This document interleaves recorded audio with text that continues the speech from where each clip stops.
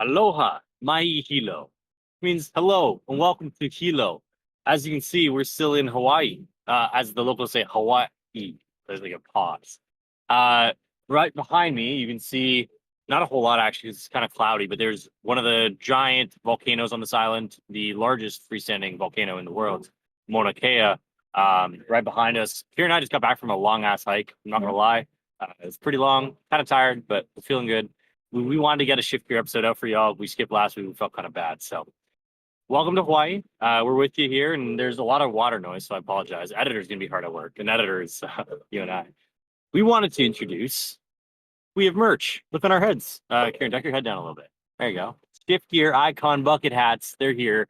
In the description, you will see shift gear bucket hats available for purchase. We have this one with the two-tone. We have that one with the one-tone. Gonna be some t-shirts coming on. Some exciting stuff going on. They take about a week to process and deliver. Maybe you'll have them in time for Baltimore. If you're interested in getting some merch, visit down below. But we are here right off of the World Championships. Ciaran, initial thoughts of the World Championships. We'll get into a whole complaining session later, but what were your initial thoughts? Did you have fun this weekend? Yeah, Worlds was great, man, as always. It's kind of hard for Worlds not to be great, like no matter where it is, right? So it's like just seeing everyone from around the world competing, just the production value of Worlds itself. It's like the energy, like it's a special event. So different. Build dip. Yeah, build dip. So great weekend out here. Or great week, I guess, in Hawaii so far. Yeah, we're here for a minute, eh? Yeah. We're here for a while, yeah. Ciaran and I are on another island right now, actually. We're on the big island. Yeah, this wasn't planned. Actually, you were solo tripping. Well, it kind of was planned, but it kind of was. Initially, it wasn't. Yeah. He was solo tripping. I'm here with my girlfriend. She's in the pool or something right now, I think. And we're like, wait, where are we going to record shift gear? We're like, oh, on the other island because we're apparently there together at the same time. So what we'll do today, we're going to walk you through kind of our experiences at the World Championships, a little bit about both of our runs, a little bit about what the meta was, what we expect it to be, are we good predictors, etc. I have a little bit of complaining to do. I'm gonna be honest. I was not happy with some things at the World Championships, and we'll look forward to Baltimore a little bit. Yeah. Good. All right, start. Let's go through your run. What did you play? How did it feel? Take us through it. Yeah, I think heading into the tournament, I had a few decks I was picking from. I think maybe a week before the tournament, if you asked me, like I wanted to play Gardevoir. My problem was I could not beat Regidrago. Like every time Regidrago set up, I would just lose, right? Like it's just so hard to beat because they just save the V-Star power. They're gonna pull up a Kyurem turn on you. Then I kind of pivoted to Iron Thorns. I texted you literally like because you left Toronto day after. I'm like, yo, bring me Iron Thorns cards because I think I might play this. And that's what I was on before the day before the tournament. And then I don't know, I just didn't like how the deck just didn't have as much control. Like it's kind of just what matchups you hit and how your coin flips go. I mean, it obviously won the tournament, so it's obviously a good play. So I kind of settled on Regidrago, just kind of like, okay, this is the best deck. Even your bad matchups you can beat if things go well. If you play it well, you get rewarded. So that's how I kind of landed on Regidrago. My list had some cool stuff, like I was playing Spiritomb for Lugia and Control. I hit 0. I had a Temple in my deck. Also didn't hit Lugia, so didn't use that one much.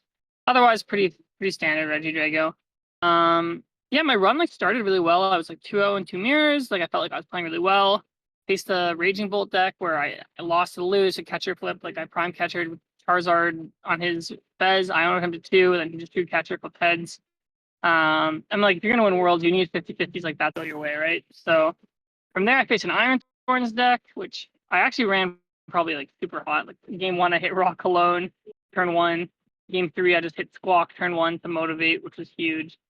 Then from there, it just kind of went downhill. I lost the 2 Gardevoir decks, which is ironic, but like literally my best matchups. But yeah, the deck kind of just fell apart on me, which is kind of weird. Everyone says Regidrago's inconsistent, and it kind of does feel like that when you play it. But like on paper, it's not that inconsistent because you have like 4 Ultra, 4 Nests for the Squawk. Like I was playing 4 Research through Iono. Just deck kind of fell apart on me at that moment. Cards too, right? Yeah, and that draws cards too, right? So I don't know, like didn't go my way this year. I'm still happy with what I played. I think it was like a good play, like 4 made top 8, right? You want to change anything? Not really. Like maybe I could have played Iron Thorns. I don't know, but then like things have to go my way for like 12 rounds to make top 8. Which you need more to go your way with Thorns than you do with Drago. I think like on paper, like Thorns is like better matchup spread theoretically, but like if you have confidence in yourself as like a player, like I feel like Regidrago probably helps you a little bit more, right? So yeah, no regrets. I think my deck was fine. Like we did our little history walkthrough of our world, and I'm like, this is the first time world I've played the tier 1 deck too, which is kind of funny. Yeah. Not the result I hoped for, but you also played Ready Drago, did better than me, so why don't you walk us through your deck? Yeah, I went against my own advice too, I guess. I always say play the deck that beats the best deck, and this one was kind of a curveball because it felt like the best deck could beat kind of anything. It was really versatile, has a lot of like angles to it. I felt playing Regidrago that I was able to still beat everything. My list kind of represented that. I played Cleffa, I played Spiritomb, and I played 3 Boss. So those are like my 3 like kind of consistency cards. I didn't want to cut anything that was detrimental over a long period of time. You do need a lot to go your way to win the World Championships, but it's, I think, important to play the game a lot of the time. I did hit a stall, I did hit a Lugia, and I did hit a Charizard. So Tomb was unbelievable. Cleffa, really good into Thorns, really good into Mirror, really good all around, to be honest. If you are playing Regidrago or planning on playing Regidrago, I do recommend Cleffa. I do not play Halucha, which was, yeah, you see him shaking his head. He wasn't happy about it. A lot of people don't like not playing Halucha. I also don't like not playing Halucha, but it did feel like Spiritomb was going to win me more games than Halucha was overall, and that's why I kind of decided to do it the way I did. Quickly going through my run, Gardevoir round 1. I got Trifrost off, pretty good attack. Hit it, lost Tina round 2, and I actually lost because I bricked game 2 and 3, which on paper seems like a good matchup, but I mean, there are times where they would just play down 2 comfies and kind of take away that advantage you had. Round 3, hit a Dragomir, no problem. Round 4, hit a Dragomir, big problem, lost. And then after that, I kind of forget what I hit. I think I hit a stall round 3, so the Dragos were delayed, so I'm on round 6 now. I don't even know what the hell I played. I think I hit a Thorns, I hit a Lugia, and I hit a Lost Box to finish off the day. And in round 8, I'd finished, I had a lot of nerves. I'd finished the last 3 World Championships 5 and 3. I was 5 and 2 at the time. Really didn't want to make that one happen. Back down to fee and get 1 Trifrost turned off without him being able to replenish it. So big monkey off my back there. Felt great to get into day 2. Day 2 ready to make some noise. Goldengo, round 1, I beat that. And then round 2, I hit Ancient Box. He's off by 10 damage. I beat that. And at that point, it started to feel like, hey, this might be my tournament. I was 8 and 2 at the time. A lot of things were going my way. I was getting quite lucky, but I also had 3 months on Drago, or 2 months on Drago. I didn't go to NIC, so I had a lot of time to prepare. Felt really comfortable with it. I still feel really comfortable with it. So at that point, I had a lot going for me, but I also had a lot in my arsenal in terms of like what I was able to overcome and what I was able to kind of deal with. Round 11, I hit a Bolt. Unfortunately, it was a bit of a weird game. I know you were watching it. Yeah. Tell the story about the Radzard. So yeah, I was standing watching some other Canadians, and Neil was playing like the second table in from the aisle, and like there wasn't anyone on the aisle, so I could see his game perfectly. And it was game 2, and he goes to attack with Radzard. He has 2 energies on it, and his opponent's had 4 prizes, and he attacks with Radzard. And the judge immediately is like, "Yo, bro, you can't attack with Radzard." So immediately, I think I just thought like Anil kind of just threw, and like I thought it was over for him. And then his opponent kind of just went like draw, do a bunch of stuff, pass. I was going to draw, think for a while, pass, and you decked the guy out. And I just remember we were all going like crazy. But then I know like time got called, like when you guys were signed for game 3, and like I don't really know what your opponent was doing because like he obviously knew he couldn't win or retreat, so like he kind of just burned the clock and he kind of like just screwed over both of you.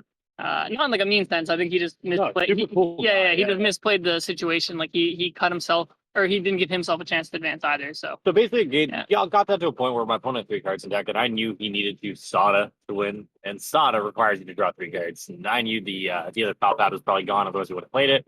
So at that point, I was like, all right, if I attack him and let him out of this, I'd probably lose. So I just sat there and I said pass, and eventually a long time went. We weren't able to set up for game 3, unfortunately.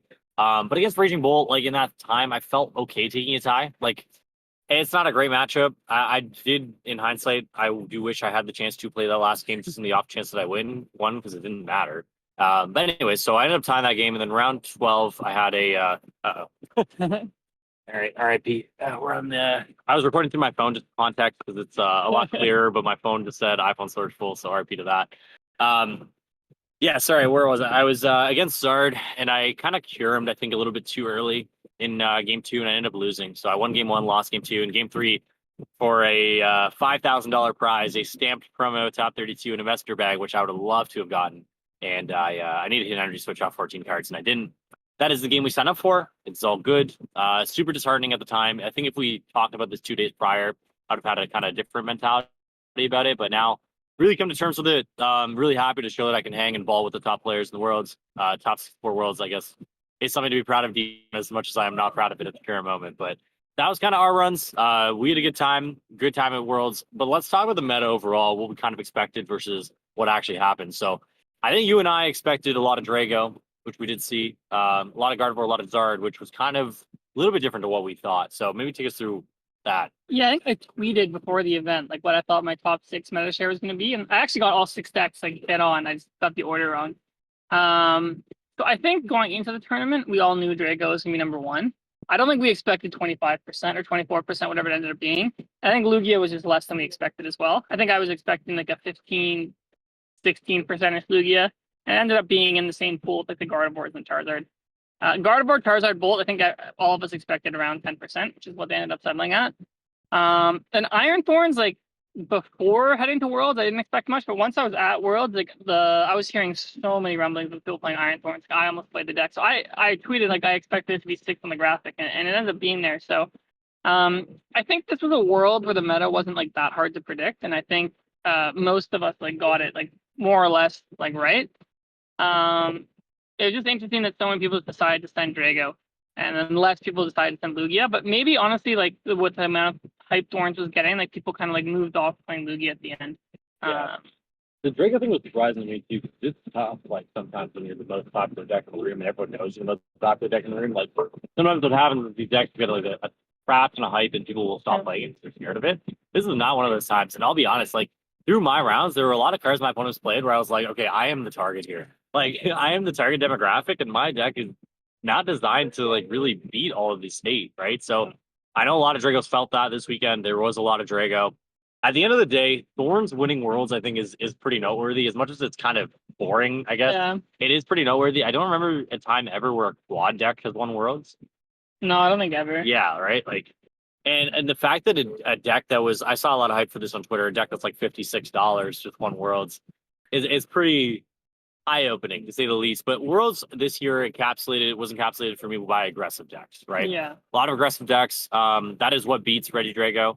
But normally we would expect the Zars or the Gardevoirs of the world to kind of keep those at bay. They didn't do that, and these aggressive decks ran crazy. And honestly, a lot of it has to do with the fact they're probably farming Dragos all day. Yeah. These decks do also have a way to beat Zard and Gardevoir. They do. It's not great, but they do have a way to do it. Yeah, I just think Gardevoir and Charizard just have hard matchups into Regidrago, right? So it's like you even saw Tord playing like Rabaska and GM Evolution in his deck to try and solve the Drago matchup, which I think is a little bit of cope. But I mean, he's Tord, so he ended up getting within a point a top cut. But like yeah, like when Regidrago's that popular, it's kind of like knocking out these Guardies, knocking out these Charizards. Like it like makes a pathway for all these aggro decks. Like we saw Jesse Parker 12-0 in Swiss. I don't know if anyone's ever done that besides Yuta Kamatsuda, 2010, which was crazy to see him do with Miraidon. And like I just think like yeah, he was just like hitting all these like good matchups, just running hot.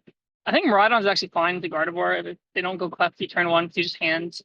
But yeah, Charizard to me like was the other deck where I think going into Worlds, like most testing groups kind of figured out like low key this deck kind of like isn't it right now, mainly because of that Drago matchup. So I'm not surprised that maybe suboptimal Charizard build or not Tord like maybe struggled, so they were at the bottom tables while these aggressive tables decks kind of rose to the top. And also like we didn't see many ties, so maybe like all the evolution decks from the tie bracket. So if you're an aggressive deck, you stayed out of it. So yeah. It is interesting because on paper, Rory Moon's not a very good deck, even though it got second. But in the right meta conditions, like the one we saw, where it's like an aggressive meta, and the evolution decks aren't there, like it's actually pretty good. So yeah, we're in a pretty interesting format. I think the coolest thing about Worlds for me was like this new format, like the new like no tie thing. And obviously it's not new to Worlds, but in general, like this is going to be new for us going forward.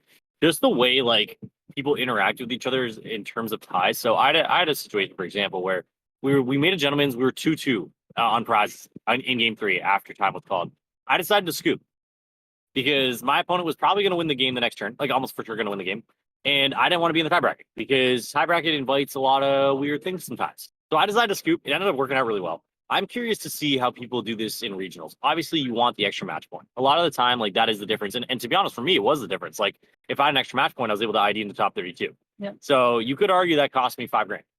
But I think overall, like, what the way people are going to react to this is going to be really interesting because there's going to be a lot of people who are happy to take the tie, a lot of people who are not going to be happy to take the tie. So I think a really interesting thing was, so in the top 9, I guess in the top cut, only there was one tie collectively between the 9 players. And we always see like complaining that, you know, like 15 minutes isn't enough, blah, blah, which I agree with. But it's kind of interesting that people with these constraints, it seemed like we're able to play enough games. I do also think it's because the meta is very aggressive, so the games are fast, and we didn't see Gardevoir or Charizard make top cut. But it seems like players are maybe picking up their pace, or like you said, there might be, we'd have to talk to people, but more gentlemen's being made, which was really interesting to see. So I'm kind of on that same topic. What were your thoughts on like the structure of Worlds this year? That 8 rounds, go 18 points, make day 2, and then the asymmetrical cut.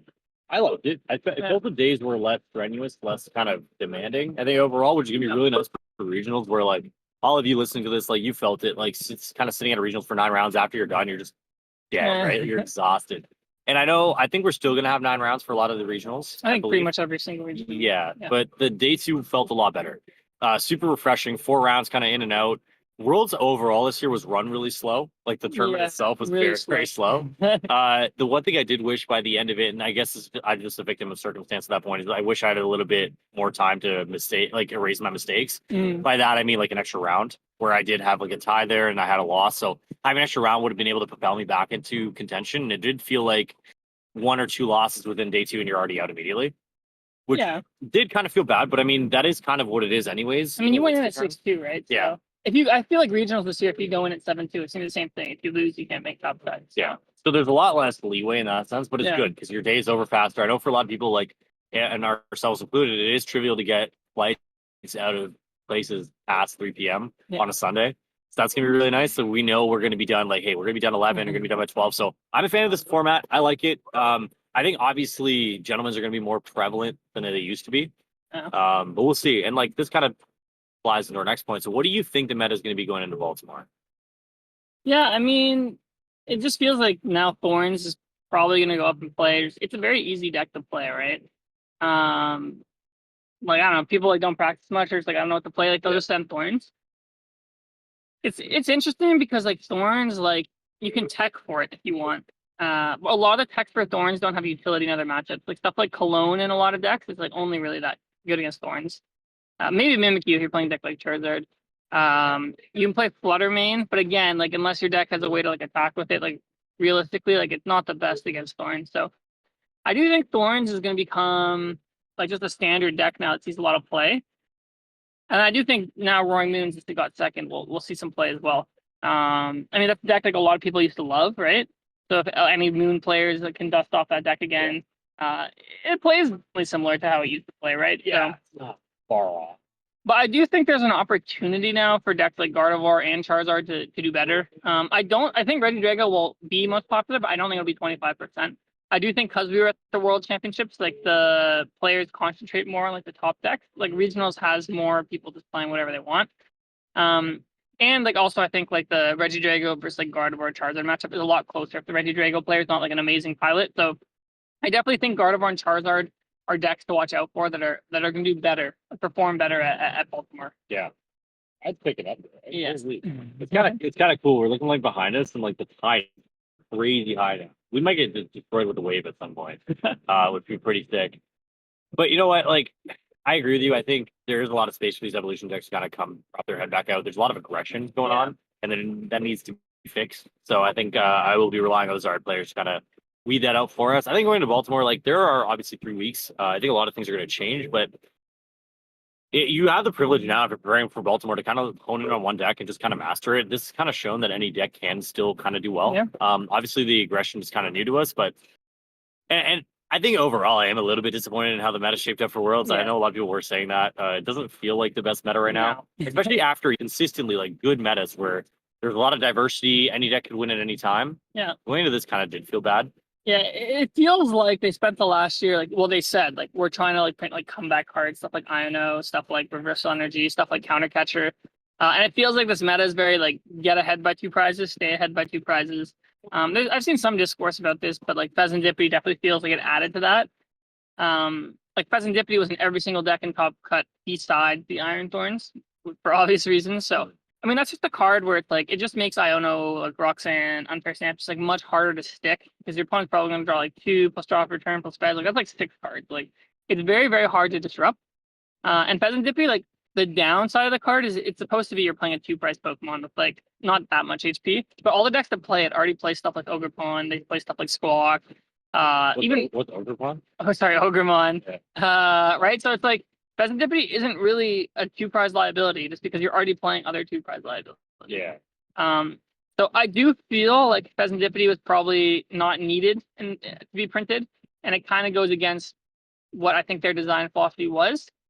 I mean, obviously this is just one event in this format, so we'll see how things shake out, but it definitely feels like the format's very aggressive and fast with not much potential for comeback. And then also we saw like a lot of flip cards are seeing play now, right? Like catchers seeing play in both decks that made the finals. Catchers he's played in like Raging Bolt. We saw Hammers obviously in Thorns. Fernando was going crazy with those flips, but I was watching the game. So yeah, I think we had a great meta for most of the season, but it, like definitely feels like we're the community, like I guess majority of the community isn't a huge fan of where the game's at right now. I actually think Shrouded Fable as a set might be the worst set of recent memory. Like not only playability wise, Yeah. but like playability wise, collectability wise. Like why are we opening this? Like anybody? Because like the altars are kind of cool, but they're nothing like crazy. Most of the people in the world don't like the Merc trio, myself included. And like honestly, the set didn't really feel like it was doing much other than giving us an uncommon Kyurem and a Pheasantipity that you pulled one in like every 1,000 packs. Yeah. So, but I agree with you. I think Pheasantipity is like a little bit too good. Yeah. If it had less HP, like Oricorio GX did back in the day, that kind of helps balance it. If it was I don't played, even know if that would have fixed it. I guess if it was played in decks that Oricorio GX was played in, like Blacephalon, like 1 prizes and stuff, I think you'd feel the effects of Pheasantipity a little bit more. The fact it fits in almost seamlessly to these aggressive decks that where there's no repercussion of playing it is a testament to how good it really is. So you have Mew plus Fez, and it seems like you from the beginning of the game to the end of the game, you have balance in your draw. So it feels like Fez is really strong, and it's not going anywhere. So it's going to be staying for a while. We're just going to kind of have to get used to it. Yeah, I think I've said this on the podcast before, but my biggest gripe with how the game is currently designed is like it's too easy to one-shot stuff. Like you shouldn't be able to do like 280 like very easily turn 1 or like just blow something with Royman. So again, less turns, less decisions to be made, less skill expression. So yeah, I mean like it's still like fine. Like I still like playing Pokemon, obviously, but just I kind of hope that we see the format kind of slow down a little bit. Speaking of enjoying Pokemon, so we gotta have a talk real quick. We gotta have a talk, all right? And actually, before we do that, I want to preface to everyone because I know there's gonna be comments. I did say Ogremon to everybody. I'm sure most of my opponents didn't understand what the hell I was talking about when I said Ogremon, and I just like drew a card or whatever. But I did say Ogremon, so let's get that out of the way. Let's talk about the World Championships overall. I want to talk about the Pokemon Center. I want to talk about the competitor kit. I want to talk about Anaheim, California. I want to talk about San Francisco, California. I want to talk about how this beautiful view is not a view I will be seeing next year in August. I have problems, okay, people. I have problems. Yeah, there was quite a few controversial things happening this weekend. Yeah. One actually at the tournament. I guess the rest were all stuff like Pokemon Center and location for next year. So let's talk about the Pokemon Center real quick. So I'm okay with the Pokemon Center being accessible to everybody. I think we both are. Yeah, we like that. We like people getting involved in the game, stuff like that. The issue is, like, so both you and I did not get anything from the Pokemon Center, more or less. Like, we basically got nothing. I got a Fossil Watch, which I'm really happy about. I could have gotten that on the Pokemon Center online, I think. We got some plushies, but that's it. And I would go as far as to say we worked our ass off this year, right? We played pretty hard. Everybody who got to Worlds played pretty hard. We travel a lot. We play this game all over the place. It would be nice if competitors got one slot. Just a slot to go pick up what they wanted, get a playmat, get a deck box, whatever it is. We didn't get that this year. And we're not talking ukuleles. We're not talking skateboards. And obviously, like, complainers will be complainers. And I'm being a complainer right now, and I fully know it. But I wish we got something. And I know we get our competitor kits, which is awesome. We get some cool stuff in there. Wasn't as loaded as most years. We did not get a ramen bowl this year. Our exclusive item was a shoulder bag that you're supposed to put pins in, which was interesting to say the least. And we are always appreciative of that stuff. Don't get us wrong. But we do wish the Pokemon Center had a little bit more accessibility to everybody. There was 4 slots. Basically, people had 4 slots. Most people. Yeah, you could. And the problem too is they didn't enforce their time slots. So people were just going whenever, right? So it was a gong show, and you'd wait 2 hours, and you get in. These shows would be empty, and it was really disappointing to a lot of people. So, like, I wanted to bring Elena on, my girlfriend, to have a segment of what a non-Pokemon person experiences at the World's Pokemon Center, but I don't know where she's at, so that's not gonna happen. But she came all the way here with me, and obviously she didn't come here just for the Pokemon Center, but she's like, "Is this what everyone lined up for? Like, is this Yeah. every year?" And it was really disappointing to people who not only work for this, but to travel to the very remote island of Oahu to be at the Pokemon World Championships, who weren't able to get anything. And there's a lot of talk about what's the word? Sorry, the Influencers? influencer slots. Yeah. I personally don't have a gripe with it, but I mean, like, what do you feel about it? I mean, like, the influencer thing, I think, is more an optics thing. It's like when you have like competitors, you have juniors, you have kids who aren't getting what they want, and then you just have these like people who, like, I'm not saying all of them, but there's some of the influencers who aren't really a part of like the competitive community, and like they get to go in and like get all this stuff. Like, it just like it looks bad and feels bad. It's almost like rubbing salt in the wounds. It's like Aneil said, like this is the very first year they haven't let competitors go first, which is just like I don't understand like why they can't do that. Right, like these are the people who put in the most time. Like these are the main people who this event is for. Just let them go in, and I can't really think of a reason to not let them go in first, besides just like corporate greed. Like you want to like sell more stuff, more slots. They make more money, obviously, off of everybody else. Yeah, which is and I mean honestly, like I've been really turned off by the Pokemon Center the past couple worlds. Like it's just like pure consumerism. Like people like turn into animals, like rushing the store, running everywhere, like hoarding stuff in the store. It's so funny watching the employees like tell grown men like, "Hey, don't run, you don't run." And they're like, actually, it's like daycare in there, bro. Yeah, like I was hearing stories like people would go in, like they would hoard the skateboards and like sell the skateboards so people could buy them, which makes no sense. They weren't enforcing like the limits, like in Japan for some of the stuff they gave you like a voucher you get at the front, so it seems like they should have done that. But I mean, at the end of the day, like the Pokemon Center just like makes them so much money, so like they're not really incentivized to change how it works. And I don't think they care. I don't think they care that much either. And like to be honest, if I was in that position, I probably wouldn't either. Like, yeah, it's just like sad, right? 'Cause it's like they obviously make enough money from that. Like honestly, like throw your competitors a bone. Like I work with a lot of juniors, and I was talking to their parents. It's like their kids were like saving their allowance for the whole year to go to the center, and like they go, and like, there's nothing there that they can get. Right?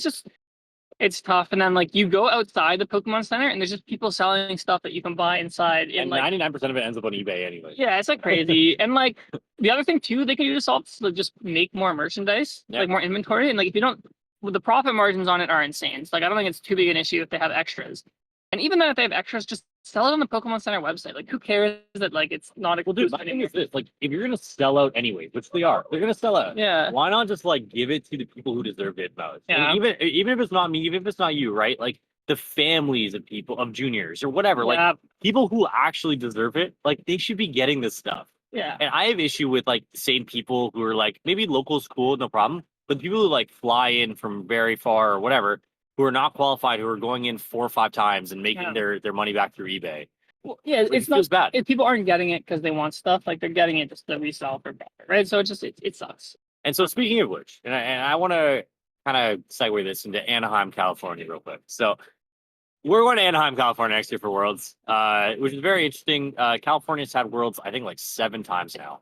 Yeah, they've had it a lot. There's a lot of times it's been in California. We're not going to be here to complain about it being in the U.S. Like, that is what it is. It does suck. It's the World Championship. I know he will. It does suck. It's called the World Championships. It's been in the U.S. Every time, but 3. Yeah, it does suck. But it is what it is, right? My biggest thing with this whole California thing is why are we in the same place 2 years in a row? Yeah, why are we in California? And why are we in 2 cities like we've already been to? Yeah. I mean, like I posted on Twitter like right when it happened, like that. Like it's like kind of absurd, like that the World Championship is in America like almost every single time, right? And like it's a little unfair to me that the other regions don't get turns to host. Like I understand besides Japan, America has the biggest player base. And I understand logistically it's easiest for Pokemon to put it in Western US. But like to me, like cost isn't really like a reason because like they make so much money, like that's not really a big issue, right? Yeah. So and then it's just like the other players from around the world, like they have to spend so much more money to come every year to Worlds. And the whole point of Worlds is like, like giving players a chance to explore the world, like experiencing different cultures, right? Like Hawaii is a very culture-rich place. We went to Japan last year. It's a very culture-rich place. Just having them in the same places all the time, just like, for me personally, like takes away some of the excitement for Worlds, right? Like we came here, like we're staying for 2 weeks. Japan, I went for like 3 weeks last year. Yeah, we were in volcanoes today. Yeah, that's what I'm saying, right? So it's just like next year for Worlds, like I guess it'll save me some money because I'm not gonna make a long trip. Yeah, I gotta go see Mike Trout injured leg play. Yeah, right. So Like some people were pushing back when I was commenting on Twitter because they're being like, "Oh, like it makes sense. America has the most players." And I'm like, "Well, Japan has the most players. They've only had it once." And like even then, like I'm fine with America having it the most often. Like I think that's fine. But like it's not fair that like Brazil's never got the host, that Australia's never got the host. Like maybe Australia gets the host like once every 10 years or something. Or like I just think for me personally, my ideal world is the world rotates through the regions. I understand that's like not realistic, but to me that's the most fair thing. Just give every region a chance. Like imagine if you're from somewhere like in South America, it's like you're like, well, I can't afford to go to Worlds in America. Like those people are just getting denied a chance to ever have Worlds, right? So And like worlds and regionals in general, a huge economic boost. Yeah, like, huge, local yeah. economic boost. Like people don't talk about this enough. Yeah. When Pokemon says we're gonna have a regionals in, I'm gonna say it. When Pokemon says we're gonna have a regionals in Peoria, it's half of them being like, okay, this is a cheap-ish venue, but it's half of the city of Peoria or Yeah. whoever owns the convention center being like, okay, this is gonna bring hundreds of thousands of dollars to our local economy, right? So this is an opportunity for Pokemon to do things greater than corporate greed. And of course, they're not going to pick it up. But like, go to these places that are like newly building economies, or do something that's actually productive in the world. Yeah. Where we can go to cool places like Hawaii and Oahu, where they just had a huge catastrophic event right in 2018 that destroyed some of their local economy, and we're able to bring in some money. And obviously, tourism is not at the forefront of their interest right now. That's right? interesting actually too, because I know like some Hawaiians are saying that they actually didn't want tourists to come here. Yeah. So I know Pokemon like preemptively donated last year because we were coming here. So yeah.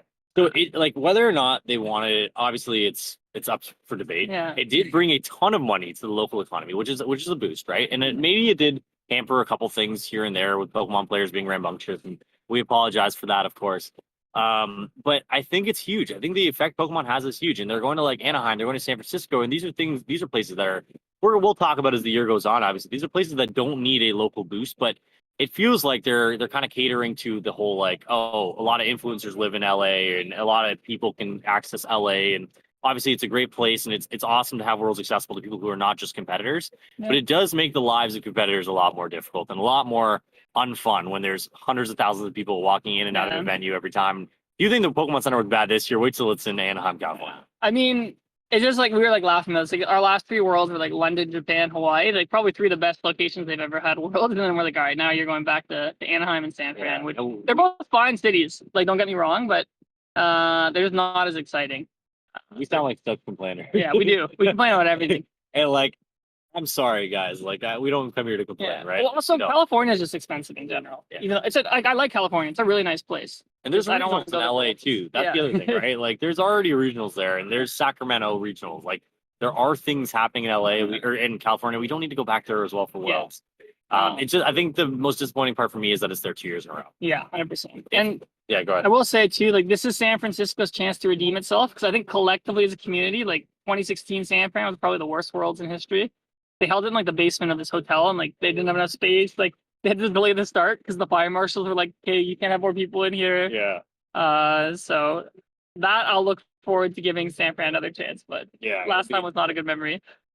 So yeah, we wanted to. Well, but we're having a great time. Yeah. As much as we were complaining, that Hawaii Worlds overall, fantastic time. I think we had a great time. Everyone who came had a great time. Yeah, I think so too. Like no matter where Worlds is, it's a good time, right? Like they could put Worlds in Peoria and I would still have a good time, even if I would complain. All right, let's not get crazy. Let's not get crazy.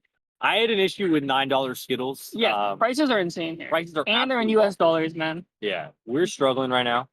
In Honolulu, it felt worse than where we are right now. We're on the Big Island right now for context. We're in Hilo. Seems pretty reasonable out here, actually. Like our dollar just sucks. Yeah. So for us, it kind of just blows, but it seems kind of reasonable here. It was very expensive in Honolulu, but very, very nice place. We're having a great time.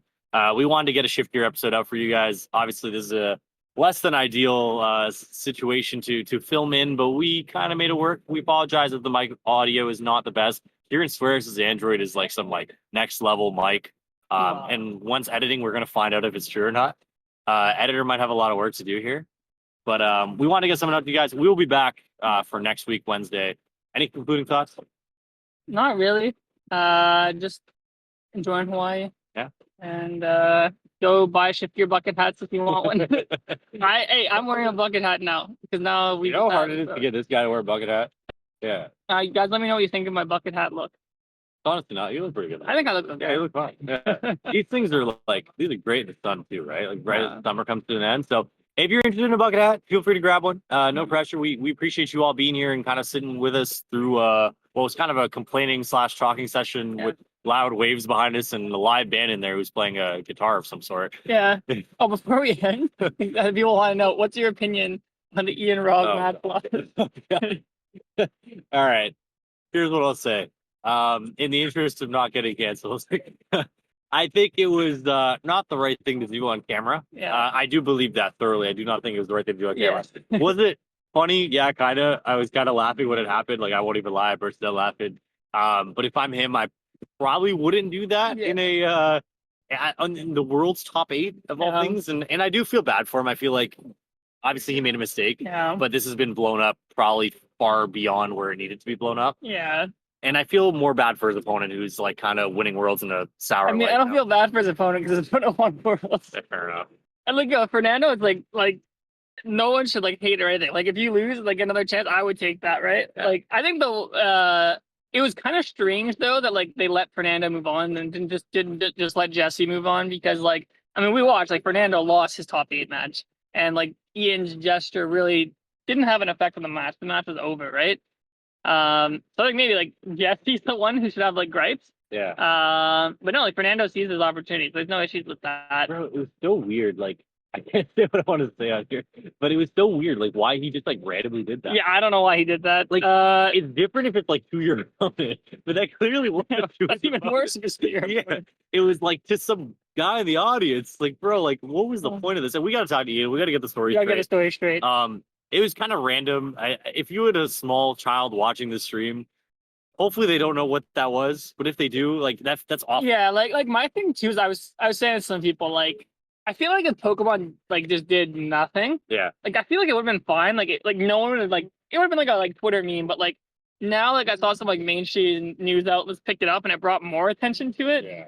Or like I don't know. In fact, they confirmed that it was a vile action, which I think doesn't help the situation. Yeah, 100%. And the person who's griefed the most by this is Jesse Parker. Yeah, like by far. I feel so bad for that guy. Like he didn't do anything wrong, and he got a decent matchup turned into a pretty bad one. Yeah, exactly. From doing nothing. So, I mean, let us know down below what you think about the whole like situation. The other thing too is I wonder what Ian said to the judges, because like there was plausible deniability. He could have said like I was rolling dice or pumping my fist. Like I don't know. Yeah. Like, there's so many ways to get out of it. He needed Saul Goodman with him, bro. Like, and Ian's like, honestly, like, contrary to what it might look like right now, Ian's an all-around good guy. No, he's a good like, kid. Genuinely. Yeah. Like, very, very good guy. Good, like, ambassador for the game. Yeah, that was just unfortunate. That was not his best moment. And, like, he took it on the chin, right? Like, he was supporting Fernando after and all that. So, I mean, like, yeah, I'm sure he'll not do that again. Yeah.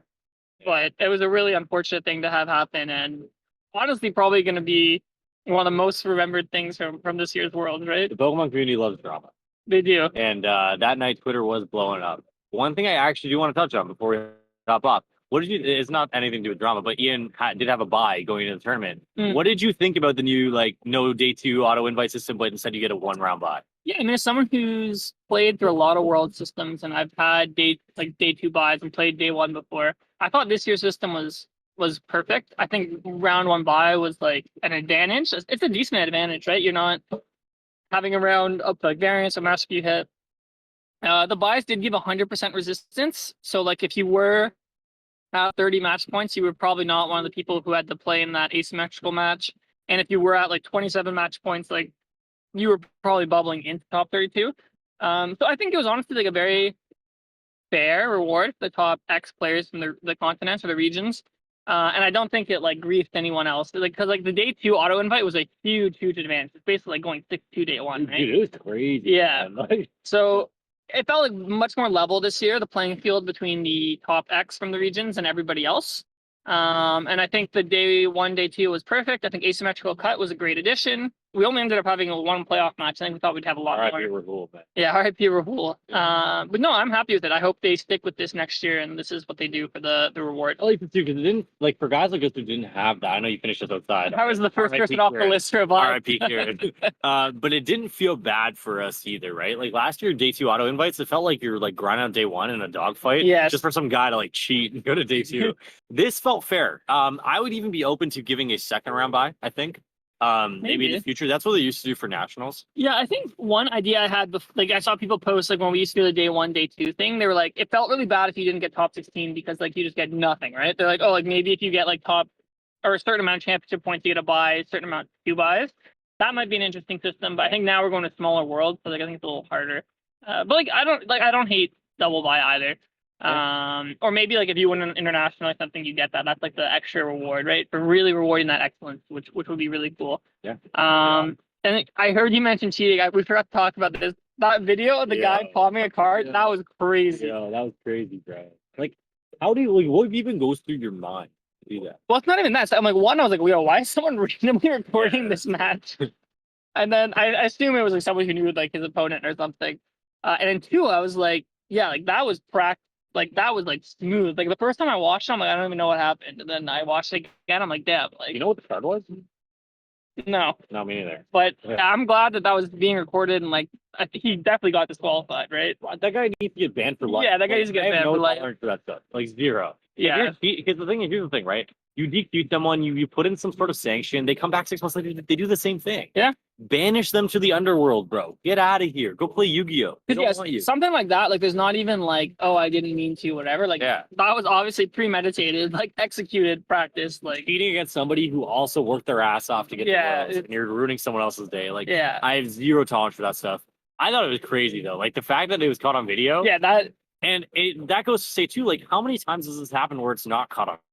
Oh, 100%. Right? Like that guy's probably done that like tens of times at least. These Shin Lim mans, bro. Like these guys they're so good at sleight of hand. Look up Shin Lim. Oh, bro, Shin Lim is like life changing watching his set. Like that guy's like the coolest magician. Maybe don't look up Shin Lim. It didn't teach you all to cheat. Don't look up Shin Lim. Bro, no, maybe you watch Shin Lim, like you know how he does it. Like I have no idea how. That's true. You're not gonna learn it. Okay, watch Shin Lim. Yeah. Don't get any ideas though. But yeah, it's crazy, bro, and it scares me to know how many people probably cheat regularly. Yeah.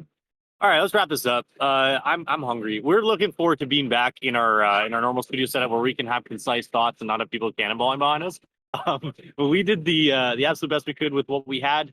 We hope you all enjoyed it. If you want some Shift Gear merch, kind of fire, you can wear it out on a night out, or you can wear it in, or you wear it to Baltimore. Yeah, wear it to a date, honestly. Yeah, wear it to a date. Yeah, when they ask where is this from, you can point at our goofy asses and say it's from this. But we're to Baltimore Regionals for real. If you're there, we have a couple more episodes before Baltimore Regionals. We'll kind of take people through what we're expecting to see, and we'll have you along for another ride, shifting gears. Thank you everyone for being here. We will talk to you when we're back on the Continental North American plate. See you later. Peace.